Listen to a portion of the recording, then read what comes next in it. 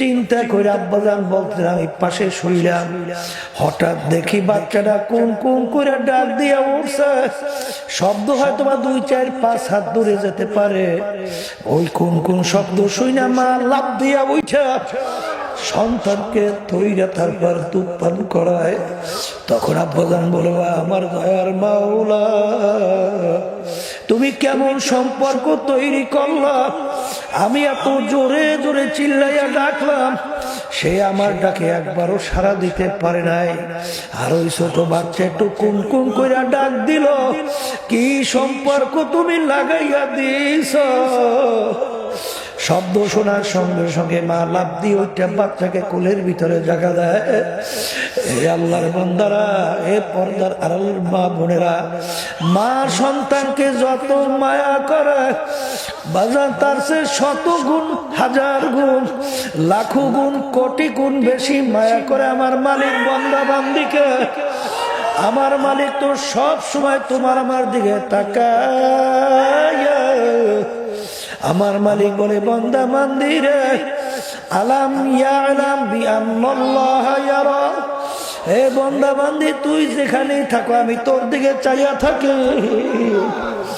বান্দা তুই কি জানো না আমি তোর দিকে তাকিয়ে আছি। আরে বান্দা, তুই বিভিন্ন গুনার কাজের ভিতরে লিপ্ত হও, আরে আমি তাকাইয়া তাকাইয়া আমি অপেক্ষায় থাকি কখন তুই আমার দরবারে 2 হাত তুলবি আর 2 চোখের পানি ছাড়বে।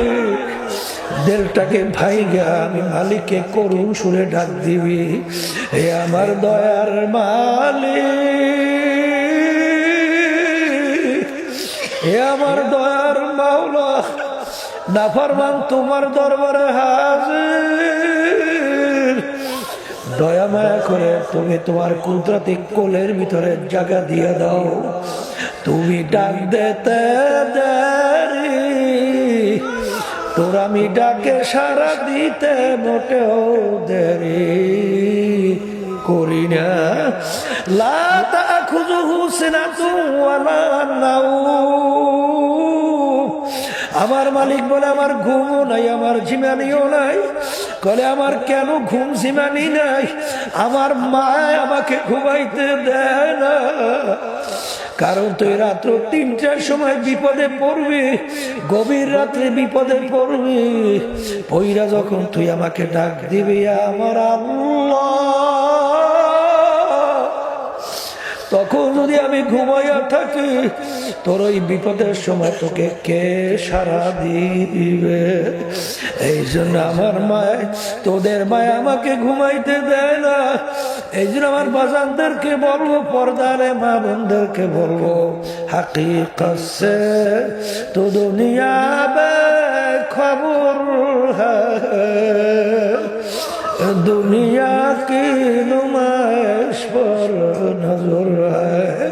হে দুনিয়াদার পাগল আমার বাবারা, হে হে ধনী আমার বাবারা, হে বড় বড় জমিদার আমার বাবারা, হে বংশ বড় আমার বাবারা, হে বড় বড় শিক্ষিত আমার বাবারা, হে বিভিন্ন সম্পদ ওয়ালি ক্ষমতা সম্পন্ন আমার বাবারা, কোন দুনিয়ার পিছনে পইরা আমার মালিককে ভুলছ?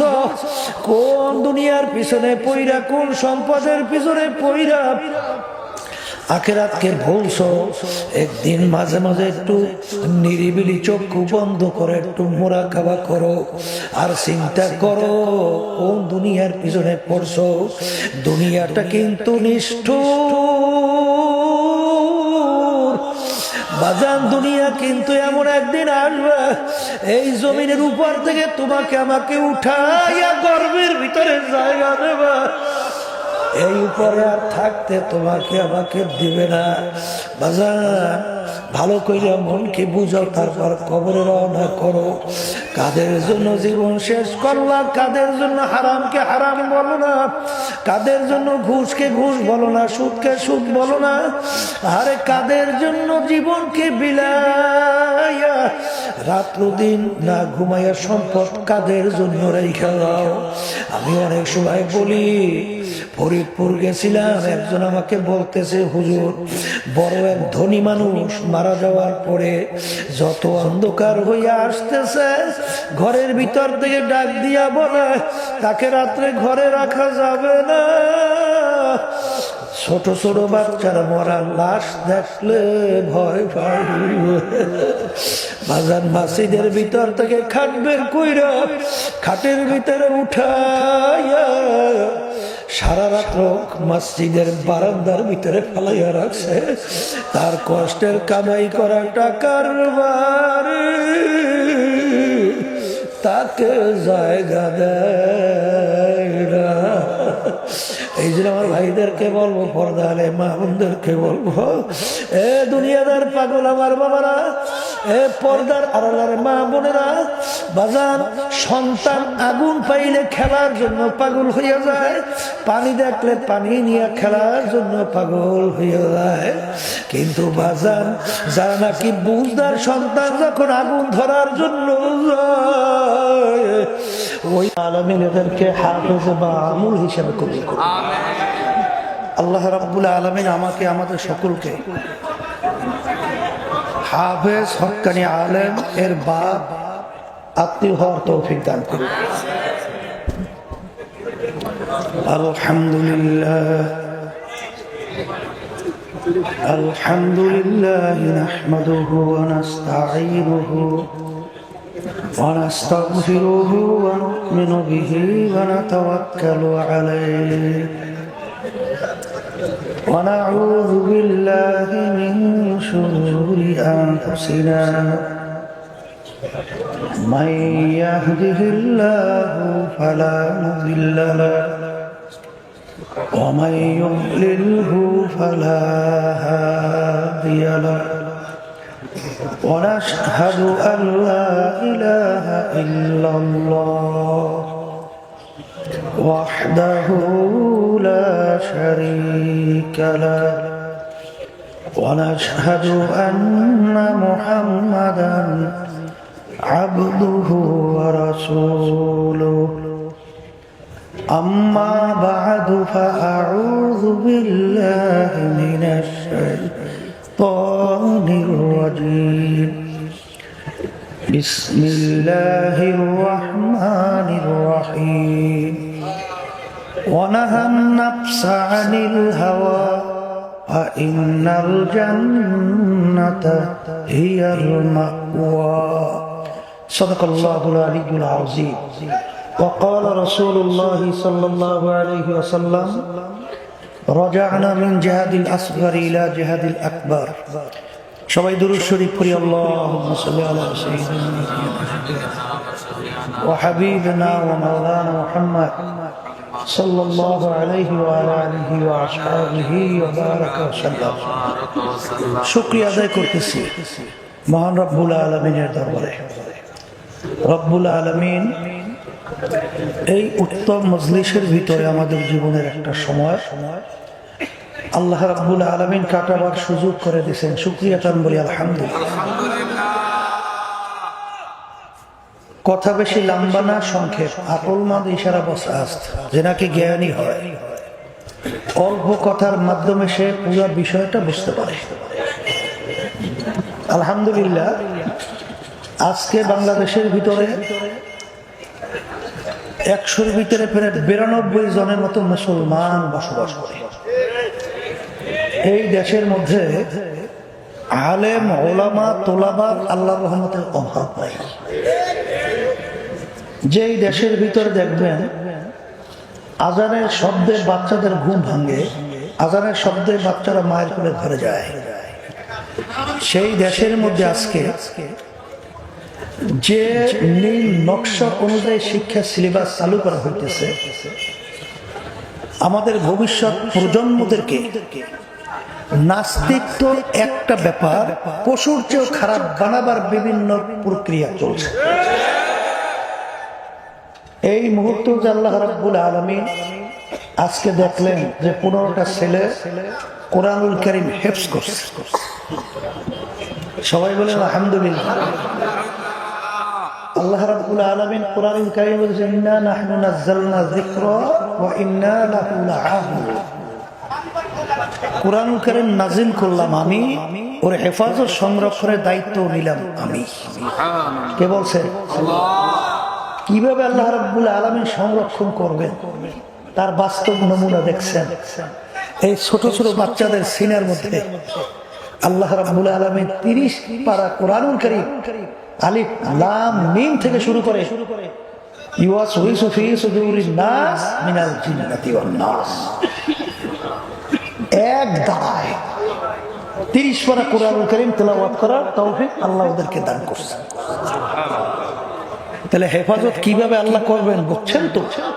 এই তামাম দুনিয়া ভিতরে তালাশ করলে দেখবেন যত অন্য অন্য ধর্ম অবলম্বী আজকে তাদের ধর্মগ্রন্থ এক টানে প্রথম থেকে শেষ পর্যন্ত কেউ শুনাতে পারবে এরকম আমার জানা নাই। আছে? দেখেন আল্লাহ রাব্বুল আলামিন কিভাবে কোরআনুল কারীমে হেফাজত করতেছে। ওরা বিভিন্ন ষড়যন্ত্র করবে ইসলাম মুসলমানদেরকে নির্মূল ধ্বংস করার জন্য, কিন্তু আল্লাহু খায়রুল মাকিরিন, আল্লাহ রাব্বুল আলামিন ওদের চেয়ে বড় কৌশলী। ওদের সমস্ত কৌশল, ওদের সমস্ত বিভিন্ন নীল নকশা রব্বুল আলামিন মুহূর্তে সব ধ্বংস করে ফেলবে। এখন আল্লাহ তো করবেন, কিন্তু একটা কথা আছে, আপনার আমার দায়িত্ব কর্তব্য কিছু নাই। কথা বলেন না কেন? আছে? আপনার আমার দায়িত্ব কর্তব্যটা কি? তাআওয়ানু আলাল বিররি ওয়াত তাকওয়া ওয়ালা তাআওয়ানু আলাল ইসমি ওয়াল উদওয়ান। আল্লাহ রাব্বুল আলামিন বলেন তোমরা ভালো কাজের সহযোগিতায় থাকো, খারাপ কাজের বিরোধিতা করো। তাহলে ভালো কাজের সহযোগিতা আমাদের থাকা লাগবে, খারাপ কাজের কি করা লাগবে? বিরোধিতা। আর ঈমান রক্ষার জন্য আল্লাহ রাসূল সাল্লাল্লাহু আলাইহি ওয়াসাল্লাম বলেন মান রাআ মিনকুম মুনকারান ফালিয়ুগাইয়িরু বিয়াদিহি ফাইন লাম ইস্তাতি' ফাবিলিসানিহি ফাইন লাম ইস্তাতি' ফাবিকলবিহি ওয়া যালিকা যাফুল ঈমান। অন্যায়ের প্রতিবাদে তোমাদের ঈমানী শক্তি ওইভাবে যদি প্রবল থাকে, অন্যকে হাত দিয়ে ফিরাও। ওই পরিমাণ শক্তি না থাকলে মুখ দিয়ে বইলা ফিরাও। ওই পরিমাণ শক্তি না থাকলে মনে মনে পরিকল্পনা করতে থাকো কিভাবে অন্যায়কে ফিরানো যায়। অনেকে কিন্তু আমরা এর ব্যাখ্যা দেই মনে মনে ঘৃণা করি। প্রথম কি শুনে আসলাম যে তোমার শক্তি থাকলে অন্যায়কে হাত দিয়ে ফিরাও। দ্বিতীয় কি শুনছি যে শক্তি থাকলে মুখ দিয়ে বইলা ফিরাও। আর তৃতীয় হইবে মনে মনে ঘৃণা করে না, মনে মনে পরিকল্পনা করতে হবে কিভাবে ফিরানো যায়। জনগণ এক কথা ঠিক। শেষের অবস্থানকে আল্লাহ রাসূল সাল্লাল্লাহু আলাইহি ওয়াসাল্লাম কি বলছেন? ওয়া যালিকা যাফুল ঈমান। ঈমানের একেবারে দুর্বল অবস্থা, এর চেয়ে নিচের কোন ঈমান আছে? তাহলে এই অন্যায় প্রতিবাদে আমাদের পরিবেশ পরিস্থিতি অনুযায়ী আল্লাহ যাকে যেভাবে তৌফিক দিয়েছেন সেইভাবে প্রতিবাদ করতে হবে। কথা ঠিক কিনা? স্পেনের কথা শুনছেন? ইতিহাস পড়লে দেখবেন 750 বছর পর্যন্ত যেখানে মুসলমানরা রাজত্ব করছিল, সেই স্পেনের ভিতরে এখন তালাশ করলে দেখবেন মুসলমানদের চিহ্ন তালাশ করে বের করা কঠিন। সেখানে আলেম ওলামা তোলাবার মাদ্রাসার অভাব ছিল? কথা বলেন না কেন? ছিল। কিন্তু সেখানে আজকে মাদ্রাসা তো দূরের কথা, মসজিদ তো দূরের কথা, মুসলমানের চিহ্ন তালাশ করে বের করা কঠিন। এর কারণ কি? যখন মুসলমান এই হাদিসের আমল ছেড়ে দিয়েছে, যখন ভোগ বিলাসিতা এবং বিভিন্ন তারিফ প্রশংসার মাধ্যমে নিজের নফসকে ফুলাবার প্রক্রিয়া চলে গেছে, তখনই আল্লাহ রাব্বুল আলামিনের রহমত উইঠা গজব আসা শুরু করছে। কথা ঠিক কিনা? এই জন্য আমার ভাইদেরকে বলবো, অনেক তলেব ইলম মাজলিসের ভিতরে মাশাআল্লাহ আছে, আপনাদের মর্যাদা আল্লাহ রাসূল সাল্লাল্লাহু আলাইহি ওয়াসাল্লাম বলেছেন ফেরেশতারা পর্যন্ত আপনাদের সম্মানে পায়ের নিচে তাদের পাখা বিছাইয়া দেয়, এমনকি পানির ভিতরে মাছ পর্যন্ত আপনাদের জন্য দোয়া করে। তাহলে আমিও আপনাদের কাছে দোয়া চাই, আমরাও দোয়া করি আল্লাহ রাব্বুল আলামিন যেন এই বাতিলদের মোকাবিলায় আল্লাহ আমাদেরকে বিজয় দান করে। আল্লাহ সবাই আল্লাহুম্মা আমিন। যাই হোক, আমি আপনাদের সামনে যে কুরআনুল কারীম থেকে আয়াত শরীফ তেলাওয়াত করেছি, আয়াতের ভিতরে আল্লাহ রাব্বুল আলামিন কি বলছেন? ওয়ানাহান নাফসা আনিল হাওয়া ফা ইন্নাল জান্নাতা হিয়াল মাওয়া। যেই বান্দা বান্দি নিজের নফসকে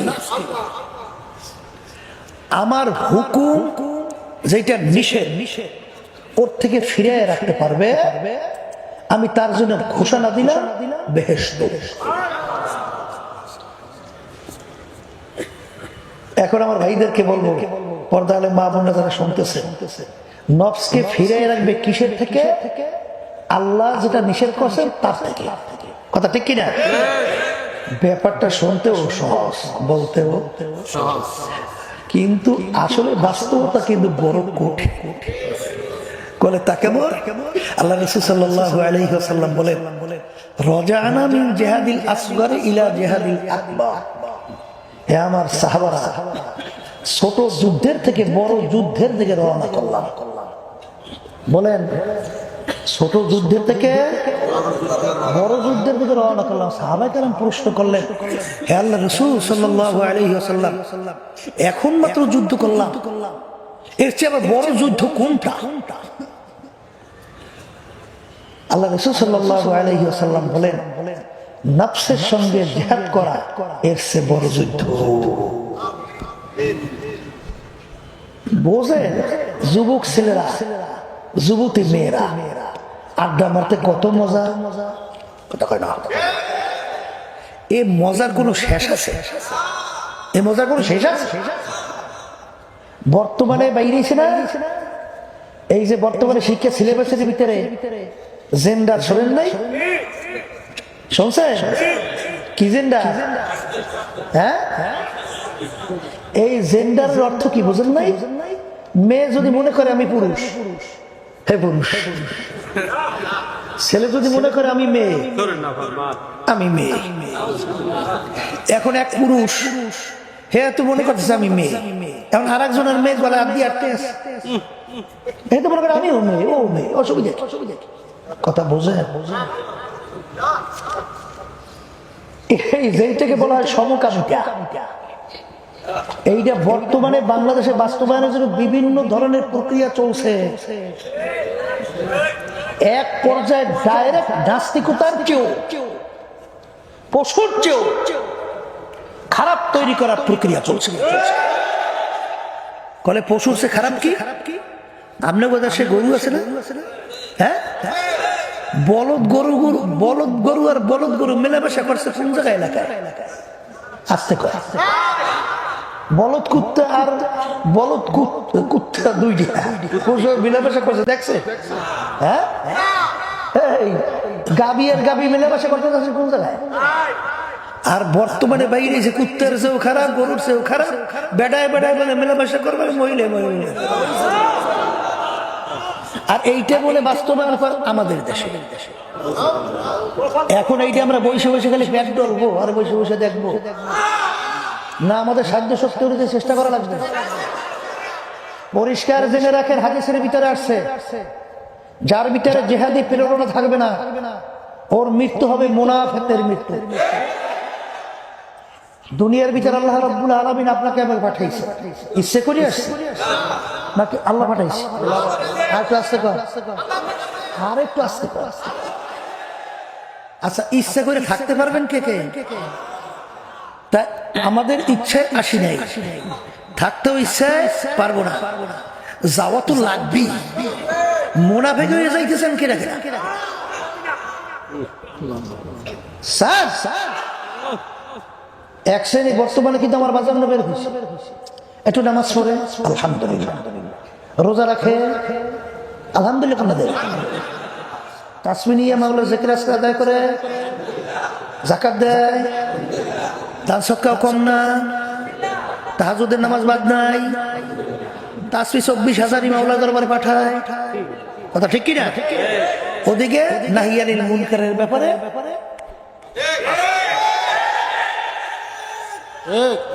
মৃত্যু কিন্তু মুনাফিকের, মৃত্যু কি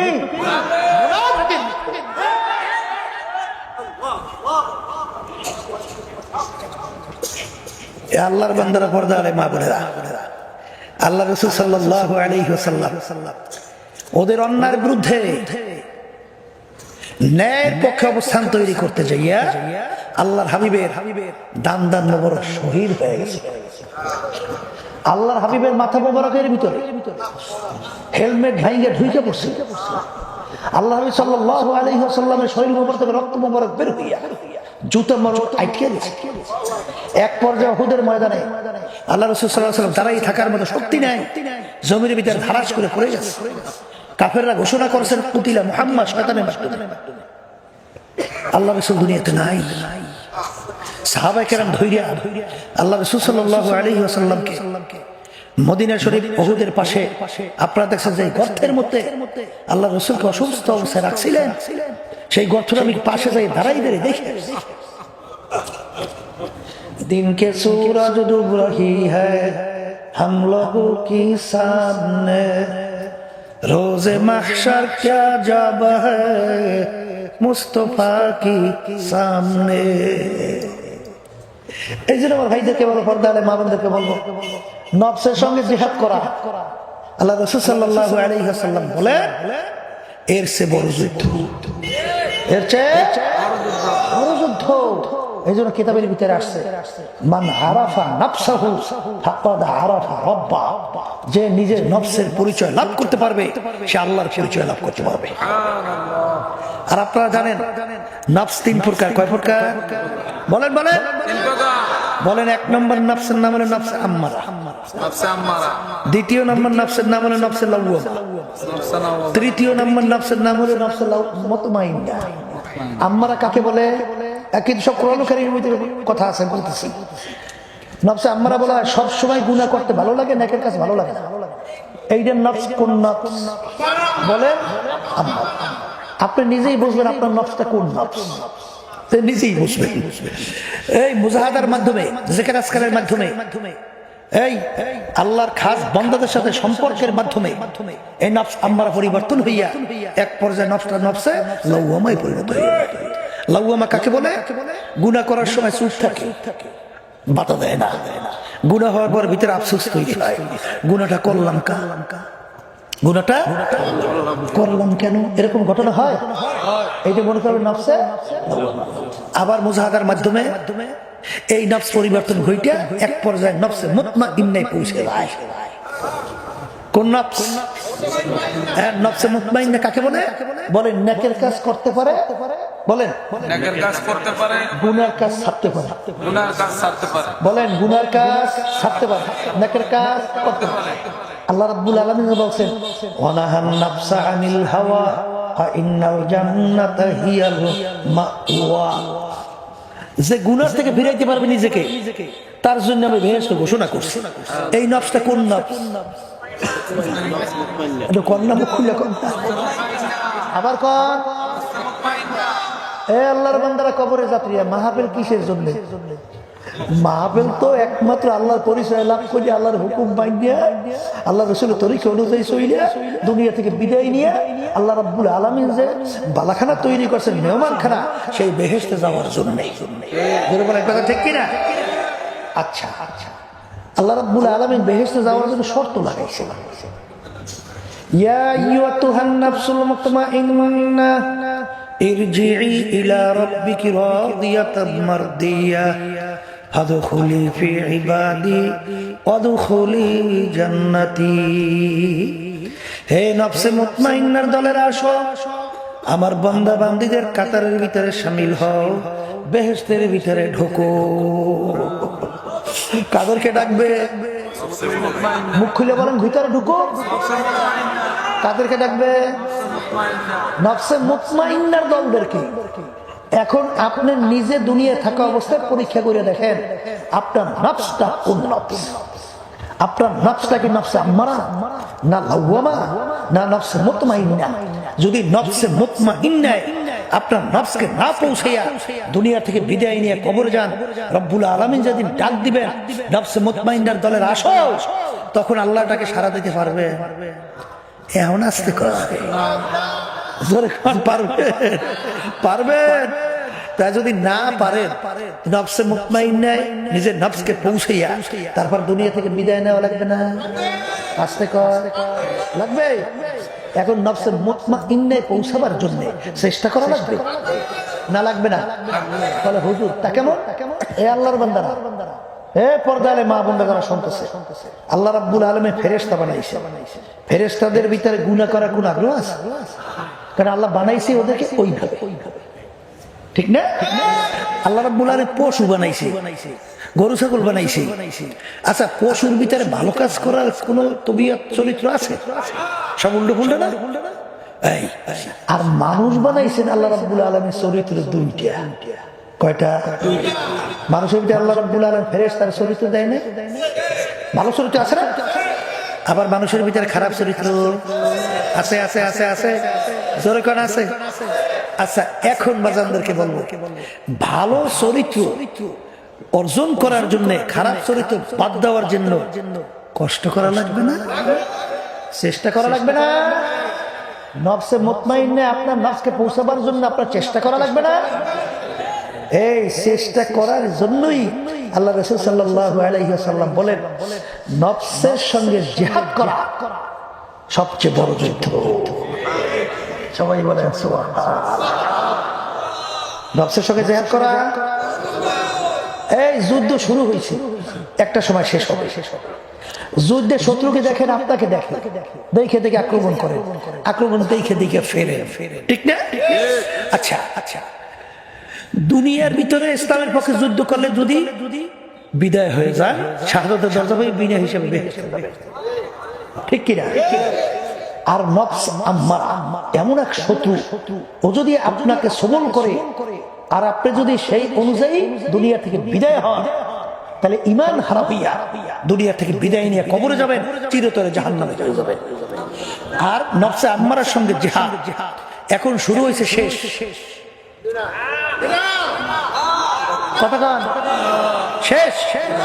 কোন পর্যন্ত করা লাগবে? কোন পর্যন্ত? একবারে রুহুটা বেরোর সময়ও কিন্তু শয়তান ধোঁকা দেবে, দেবে কি দেবে না? তাইলে যেটা সব সময়ের জন্য চলবে মৌত পর্যন্ত, বড় যুদ্ধ। আর নফস আম্মারা, এই যে নফসটা, এটা কি দেখা যায়? এটা গোপনে শত্রুতা করে না? তাই গোপন শত্রু প্রকাশের শত্রু অনেক বড় না? এই জন্য আল্লাহ রাসূল সাল্লাল্লাহু আলাইহি ওয়াসাল্লাম বলছেন যে নফস আম্মারার সঙ্গে জিহাদ করা সবচেয়ে বড় যুদ্ধ। আর জিহাদ তো করাই লাগবে। জিহাদ কি? আর জিহাদ করার জন্য যদি নিয়াত করতে পারি, অনেকে ভয় পায়, ভয়ের কিছু নাই, ভয়ের কিছু নাই। এর জন্য তাআত তৌফিকে তাআত হামজাতু ইয়ামানাত ওয়া ইজাবাত হামজাতু। তোমার আমার সাধ্য শক্তি অনুযায়ী কোনদিন আমার মাওলার হুকুম পালন করে মাওলা পর্যন্ত পৌঁছা কারো জন্য সম্ভব না। যেরকম নাকি একটা সন্তান এক পাও দুই পাও হাঁটতে পারে, মাকে টাইনা জোর করে দুধ পান করবে, এই সন্তানের কিন্তু শক্তি আসলে নাই। কিন্তু সন্তানের কিন্তু একটা অস্ত্র আছে, সেই অস্ত্রটা হইলো যখন তার দুধ খাওয়ার সময় আইসা যায়, তখন সে ওয়া ওয়া কইরা কান্দে। কান্নার সঙ্গে সঙ্গে মায়ের হাতের ভিতরে কাজ ঠাস কইরা পইরা যায়। বাজান কেমন মায়া, কেমন টান আমার মালিক সন্তানের সঙ্গে মায়ের সঙ্গে লাগিয়ে রাখলো। আমার আব্বাজান রহমাতুল্লাহ আলাইহি তার জবানে শুনছিলাম, আব্বাজান রহমাতুল্লাহ আলাইহি সফর করার পরে যখন বাড়িতে গেলেন, আল্লাহু আকবার, আম্মার কথা উল্লেখ করে বলছিলেন, ছোট বাচ্চা পাশে নিয়ে ঘুমায়, আমি যাই এত ডাকি, আরে এমন ঘুমে অচেত, একটু উ কইরা ডাক দিয়ে আবার ঘুমে পইরা যায়। আমি অত ডাকি যে আমাকে বলতে গেলে জানের চেয়েও বেশি মহব্বত করে, কিন্তু সে আমার ডাকে উঠলো না। আমি তাকাইয়া তাকাইয়া মালিকের দরবারে বলি, মালিক, ছোট এতটুক বাচ্চাটা মা পাশে নিয়ে ঘুমায়, এত অচেতন মানুষ, এত বিমূঢ় ঘুমে মানুষ, এই বাচ্চাটাকে তুমি কিভাবে লালন পালন কইরা বড় করো? এ আমার মালিক। চিন্তা করে আব্বাজান বলতে আমি পাশে শুইলাম, হঠাৎ দেখি বাচ্চাটা কোন কোন করে ডাক দিয়া উঠছে। শব্দ হয়তো বা 2, 4, 5 হাত দূরে যেতে পারে। ওই কোন কোন শব্দ শুই না মা লাফ দিয়া উঠা সন্তানকে তৈরা তারপর দুধ পান করায়।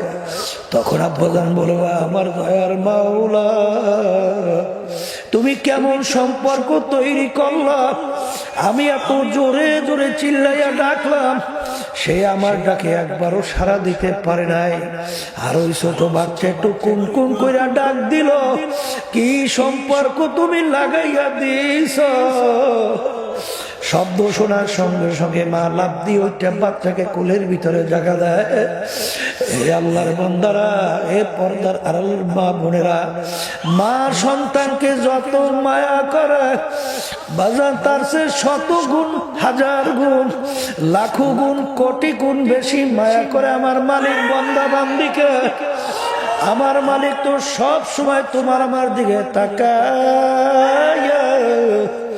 আমার মালিক বলে, বান্দা বান্দিরে, আলাম ইয়ালাম বিআন্নাল্লাহ ইয়ারা, হে বান্দা বান্দি, তুই যেখানেই থাকো আমি তোর দিকে চাইয়া থাকি।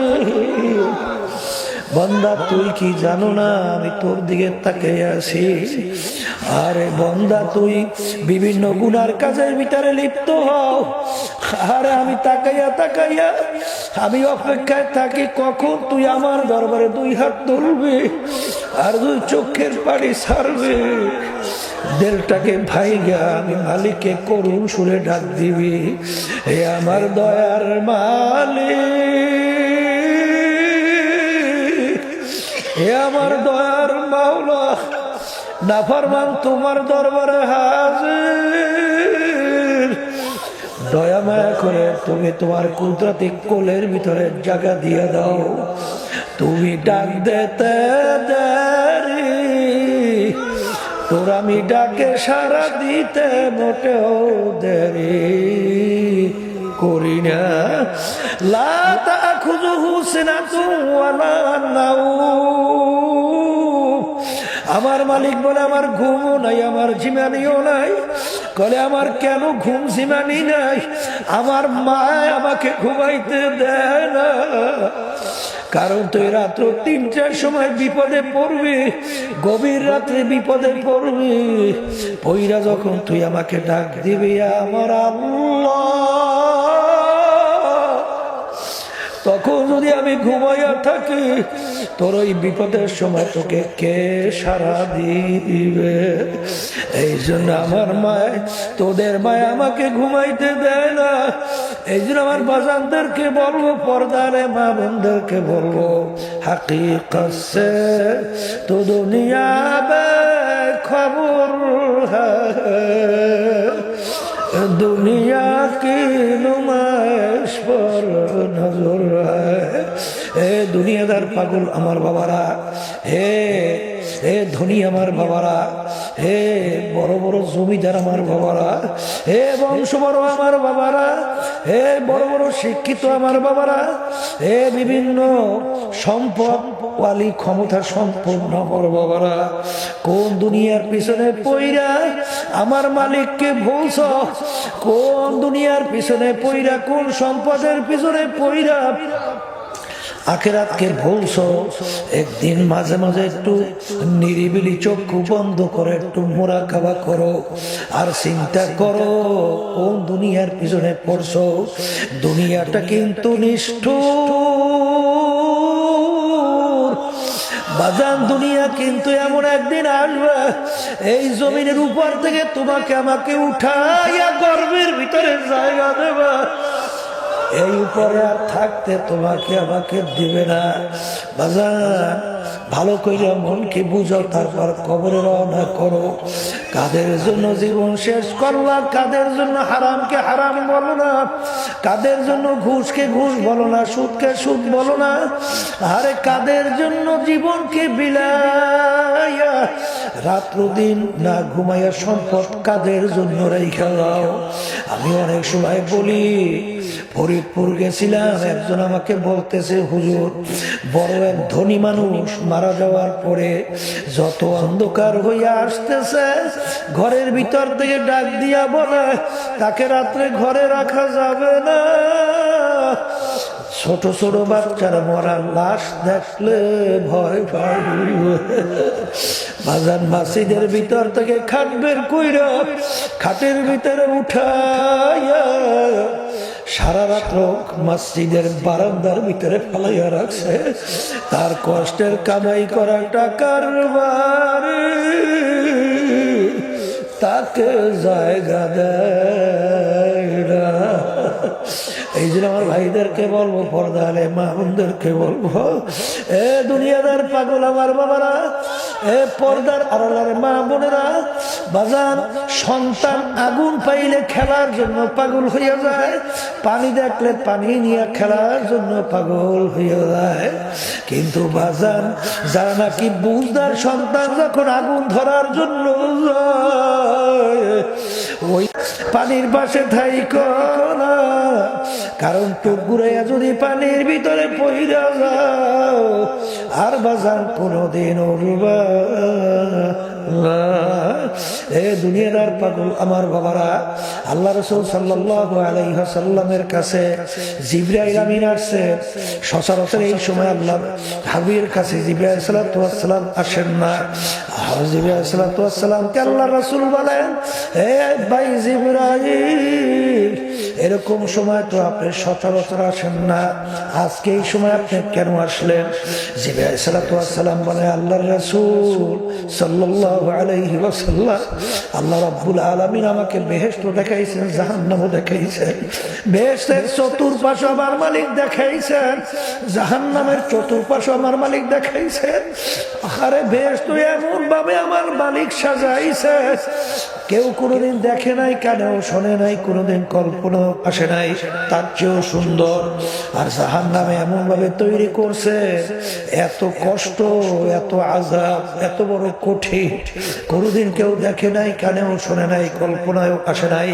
কিন্তু চতুর্পাশে যখন ঘুরলাম, আমার মালিক জাহান্নামের চতুর্পাশে কাটা তারের বেড়া দিয়া রাখছে, আর জাহান্নামের চতুর্পাশে এমন ভাবে ফুলের বাগান তৈরি করছে, যেই ফুলের বাগানে ঢুকলে বের হইতে আর মন চায় না। আমার তো আমার ভয় হয়, বান্দা বান্দি আপনার উম্মতেরা যখন বেহেশতে রওনা করবে, ওই কাটার গোতা লাইগা ফিরা যায় কিনা আমার ভয় লাগতেছে।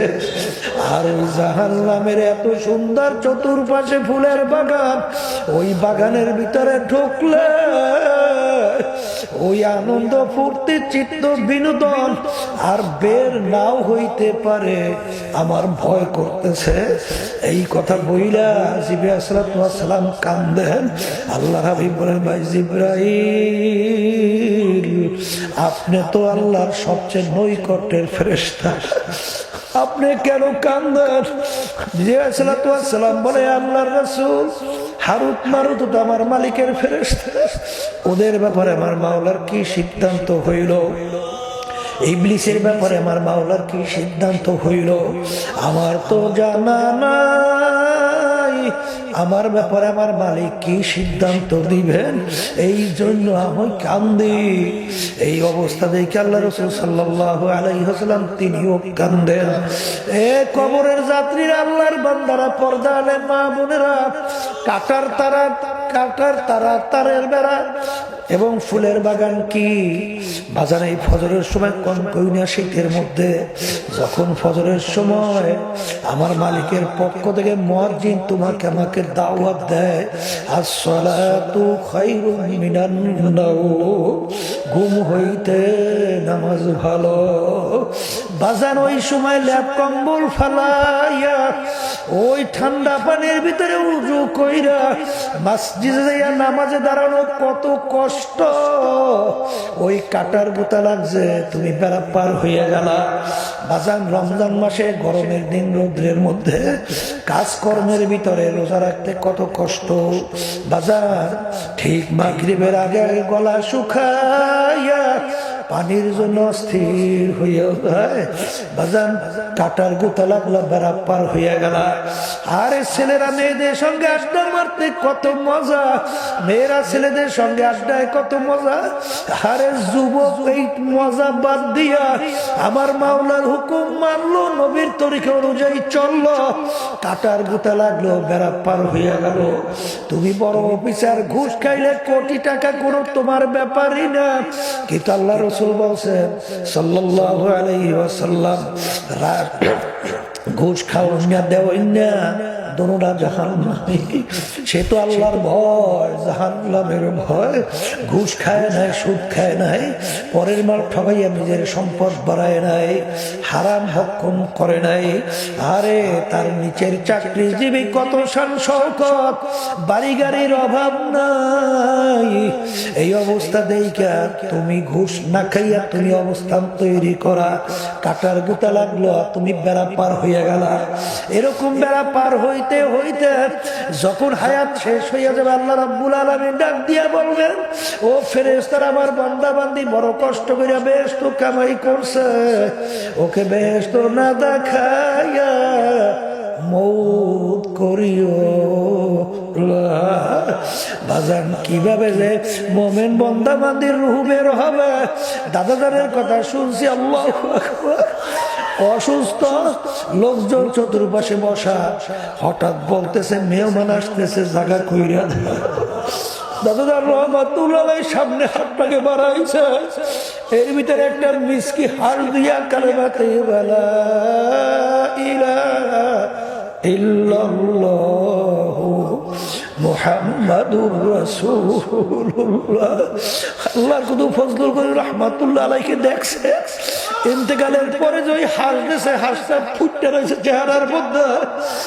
আল্লাহ বাজান, মরণ তো তোমারও লাগবে, আমারও লাগবে, কিন্তু বড় লোক আমার বাবারা, ক্ষমতা সম্পূর্ণ বাবারা, আরে এত টাকা রাখবা কোথায়? কাপনে যে পকেট না, ও মুসাফির বন্ধ গাঠুরে, বহুদূরে ঠিকানা, আজ भी जाना कल भी जाना, কবর আখের ঠিকানা। হাসাও ফাতারা ইদিন কাশাফাল গুবার, আফরাসুন তাহতা রাজলিকা আমহমা। এমন জীবন তুমি করো হে গঠন, মরণে হাসিবে তুমি, কাঁদিবে ভুব। আল্লাহুম্মা আমিন। এ ঘরের মেয়ে লোকেরা হাত উঠাও, গুনার কথা মনে করো, দুই চোখের পানি ফেলাও, আমার মালিকের দরবারে কান্দ, আর মালিকের কাছে গুনার কথা মনে করি মাপ চাও। আমার মাওলা বড় দয়ার মাওলা, বড় মায়ার মাওলা, যদি মাপ চাওয়ার মতো চাইতে পারো, পাহাড় পরিমাণে গুনাহ আমার মাওলা মাফ কইরা দেবে। এ পর্দানে মা বোনেরা হাত উঠাও, গুনার কথা মনে করো, দু চোখের পানি ফেলাও, আর মালিকের ব্যাপারে মাপ চাও। যদি কান্না না আসে মন কি বুঝরে মন, একদিনে ঘরের দরজা দিয়া নতুন বউ হয়ে উঠছিল রে মন, কত মেয়ে লোকে শরবত খাওয়াইল, কত মেয়ে লোকে বাতাস করলো। আবার এমন একটা দিন আসবে, এই ঘরের দরজা দিয়া মরা লাশ হইয়া বের হওয়া। ছেলে কানবে মামা করে, মেয়ে কানবে মামা করে, জবাব তো আর দিবা না। ইয়া আল্লাহ, ইয়া আল্লাহ, এই মাঠের দিকে একটু তাকাইয়া দেখে আল্লাহ তার বান্দারা কিভাবে কান্দে। আমাদের ছেলেও মরে নাই, মেয়েও মরে নাই, গুনাহ করে মরছি রে, মাফ করে দেন গো মাওলা, মাফ করে দেন। এই আল্লাহর বান্দারা জোর করে কান্দে, জোর করে কান্দে। সন্তান মারা গেলে চোখে পানি আসে, সম্পদ নষ্ট গেলে চোখের ভিতরে পানি আসে। তোমার আমার গুনাহ কেবল জাহান্নামের আগুন জ্বলছে, জাহান্নামের আগুন চোখের পানি ছাড়া ঠান্ডা হবে না। আল্লাহ যাদের উসিলায় মাহফিল হইল, যারা মাহফিলের জন্য চেষ্টাঘাটি সাহায্য করো, আমরা যারা মাহফিলে উপস্থিত হয়ে গেলাম সবাই উপরে খাস মেহেরবানি নাযিল করেন আল্লাহ। আল্লাহ এই মাদ্রাসা মসজিদকে আপনি দিনের জন্য কবুল করে নেন। আল্লাহ প্রয়োজনকে গায়েবে খাজানা দ্বারা পুরা করে দেন।